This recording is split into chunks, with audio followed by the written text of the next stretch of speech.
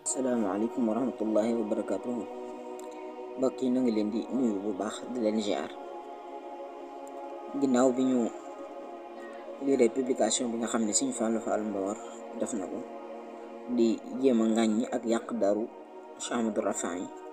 taxoon nañ ñu dem doon xooli yenn ci émission ak itam yenn vidéo yi nga xam ne jot na ko def ci YouTube bi dont ne xaw nañ ci sori sax waaye vidéo bi lañ jëloon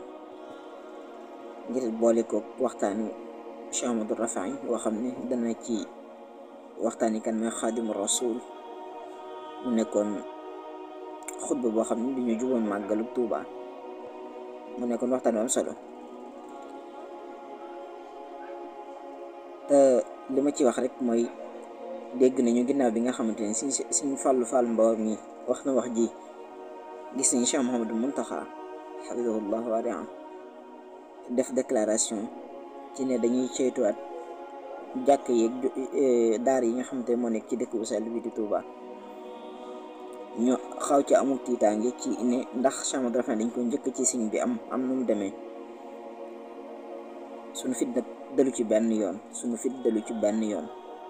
ba ñuy xam nag naka li mujjee ak nan lay sottee incha allah.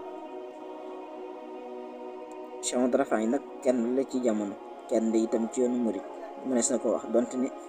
borom xam-xam yu bëri nañ fi waaye Cheikh Ahmadou Rafahi kenn la ci jamono tabarakallah yàlla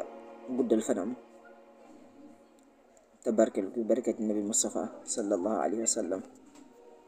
la ngi leen di sant bu baax ci topp gi jërë ngeen jëf. boo dee gan ci chaîne bi ñu ngi lay ñaan nga abonné te wékkal suñu notification bi mooy tax vidéo bu ñu mën a dugal rek nga di ko am vidéo bi ñàkkul ne intéressé na bokk ba see da nga gis sa njariñ jërë ngeen jëf ci topp